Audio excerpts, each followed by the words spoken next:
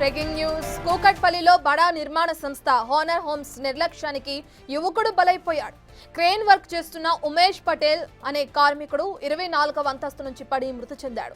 ఎటువంటి జాగ్రత్తలు చేపట్టకుండా పనులు చేయడంతోనే ప్రమాదం జరిగిందని తోటి కార్మికులు చెప్తున్నారు.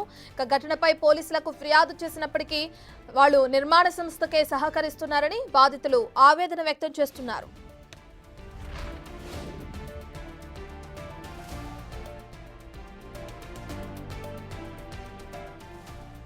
ఇక కూకట్పల్లిలో బడా నిర్మాణ సంస్థ హానర్ హోమ్స్ నిర్లక్ష్యానికి యువకుడు బలైపోయాడు. దానికి సంబంధించిన విజువల్స్ మనం బిగ్ టీవీ స్క్రీన్ పైన చూస్తున్నాం.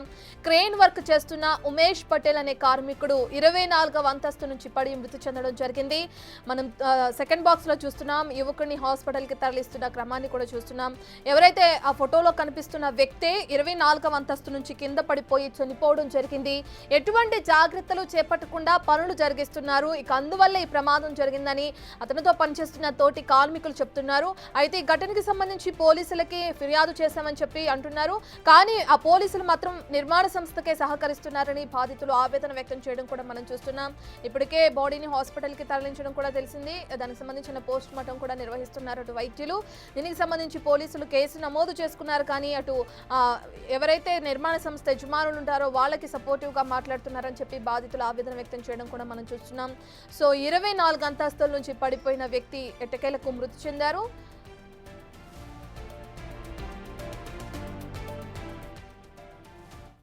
मेरा नाम दिवाकर गोस्वामी है।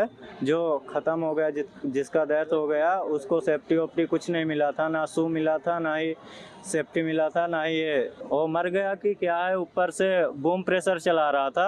वो बूम प्रेशर में एक साइड सिलेंडर होने की वजह से वो लोग ज़बरदस्ती जो इंचार्ज लोग हैं उन्होंने 2 बजे को कॉल किया उसको। वो खाना खा के रिता था उसी टाइम में खाली हुआ था, उसको कॉल किया।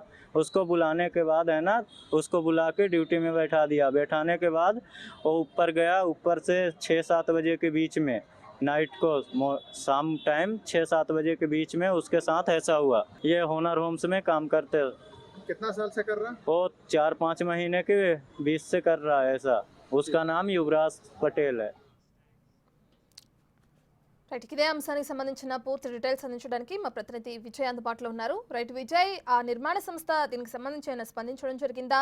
ఆ యాజమాన్యం ఏమైనా ఈ మృతుడికి సంబంధించి ఏమైనా నష్టపరిహారం చెల్లించడం కానీ లేదంటే ఏదైతే ప్రమాదం జరిగిందో దానికి సంబంధించి సంజాయిషి చెప్పే అవకాశాలు ఏమైనా కనిపిస్తున్నాయా? పోలీసులు ఏ కోణంలో దర్యాప్తు కొనసాగిస్తున్నారు? రత్న, ఇది పూర్తిగా కూడా ఒక నిర్లక్ష్యపు హత్యగా కూడా వాళ్ళు బాధితులు అయితే భావిస్తా ఉన్నారు. ఎందుకంటే యువరాజ్ అనేటువంటి ఈ కార్మికుడు క్రెయిన్ ఆపరేటర్ గా పనిచేస్తా ఉన్నాడు. అయితే హానర్ హోమ్స్ నిర్వహిస్తున్నటువంటి ఒక బిల్డింగ్ లో నిర్మిస్తున్నటువంటి ఐడియల్ లేక్ పక్కనటువంటి కన్స్ట్రక్షన్ సైట్ లో యువరాజు గత కొద్ది కాలంగా కూడా పనిచేస్తా ఉన్నాడు.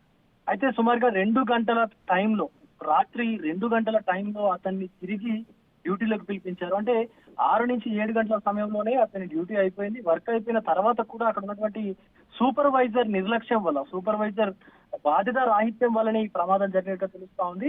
అయితే తాను ఇంటికి వెళ్లిపోయిన తర్వాత కూడా నువ్వు తినేసి వెంటనే మళ్ళీ పనిలోకి రావాలి అంటూ కూడా యువరాజ్ కి చెప్పినట్టుగా తెలుస్తా ఉంది. యువరాజ్ అలాగే తినేసి మళ్ళీ ఆ కన్స్ట్రక్షన్ సైట్ కి, ఆ ఫీల్డ్ కి వచ్చాడు. సో ఫీల్డ్ కి వచ్చినటువంటి వెంటనే కంగారుగా, అంటే అక్కడ పనులు ఆగిపోయాయి, నువ్వు వెంటనే పైకి వెళ్ళు, కింద ఉన్నటువంటి లోడ్స్ అన్నింటినీ కూడా బిల్డింగ్ పైకి చేర్చాలి కాబట్టి నువ్వు తొందరగా పైకి వెళ్ళు అంటూ కూడా చెప్పినటువంటి పరిస్థితి కనిపిస్తా ఉంది. అయితే ఆ యువరాజు కనీసం సేఫ్టీ మెజర్మెంట్స్ ఏవైతే ఉంటాయో అవి ధరించేంత టైం కూడా ఇవ్వలేదు అంటూ కూడా అక్కడ ఉన్నటువంటి స్థానికులు అయితే చెప్తా ఉన్నారు. ఎందుకంటే సేఫ్టీ షూస్ వేసుకోలేదు, కనీసం సేఫ్టీ కోసమని హెల్మెట్ పెట్టుకోలేదు, గ్లౌజెస్ వేసుకోలేదు, ఏమీ లేకుండానే అతన్ని పైకి పంపించి ఆపరేటింగ్, అంటే క్రెయిన్ ఆపరేటింగ్ కోసం మళ్ళీ ఆ డ్యూటీలో ఎక్కించారు, పైకి డ్యూటీకి ఎక్కించారంటూ కూడా ఆ స్థానికులు అయితే అక్కడ పనిచేస్తున్నటువంటి తన తోటి కార్మికులు కూడా ఆవేదన వ్యక్తం చేస్తాం. అయితే దీని పట్ల ఇప్పటికే పోలీసులకు కంప్లైంట్ చేసినప్పటికీ కూడా పోలీసులు హానర్ హోమ్స్ సంస్థ ఏదైతే ఉందో, నిర్మాణ సంస్థ ఏదైతే ఉందో దానికే వత్తాసు పలుకుతున్నారంటూ కూడా విజయ్, అసలు ఇటువంటి పనులు చేయడానికి వస్తున్న కార్మికులు ఎన్ని గంటలు పని చేయాలని చెప్పి ఉంటుంది? అంటే మీరు చెప్తున్నట్లుగానే 2 గంటలకి మళ్ళీ తినేసి రమ్మని చెప్పి పిలిచారు అక్కడున్న అతను అని చెప్పి కూడా అంటున్నారు. అంటే అసలు ఎన్ని గంటలు పని చేయాలని నిర్ణయించారు? వీళ్ళు ఎందుకు అదనంగా ఎక్కువ పని చేయాల్సి వచ్చింది? కార్మిక చట్టాల ప్రకారం ఏ కార్మికుడైనా సరే 8 గంటల నుంచి 9 గంటల వరకే పని చేయాలి.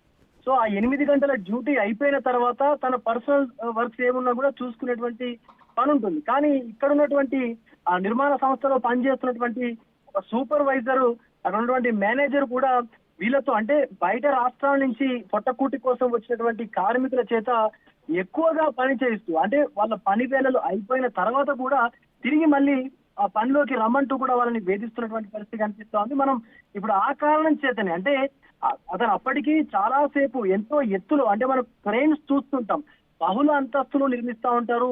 మోర్ దెన్ 20 ఫ్లోర్స్ అని 25 ఫ్లోర్స్ అని ఇట్లా నిర్మిస్తా ఉంటారు. ఇప్పుడు అక్కడ ఉన్నటువంటి మా బిల్డింగ్ చూసుకున్నా కూడా అది 24th ఫ్లోర్ లో నుంచి జారి యువరాజ్ సింగ్ అనేటువంటి వ్యక్తి, యువరాజ్ పటేల్ అనేటువంటి వ్యక్తి కింద పడిపోయి అక్కడికక్కడికే ప్రాణాలు కోల్పోయినటువంటి పరిస్థితి కనిపిస్తోంది. అంటే అంత ఎత్తులో చూసుకున్నట్లయితే మనకు గాలి తేమగా ఉంటుంది. ఆ తేమ అనేది కూడా వేడిమితో కూడినటువంటి ఇబ్బందికరమైనటువంటి వాతావరణం ఉంటుంది. సో అలాంటి వాతావరణంలో మనం ఖచ్చితంగా ఆ కార్మికుడు అలసిపోయేటువంటి అవకాశం ఖచ్చితంగా పెద్ద ఎత్తున ఉంటుంది.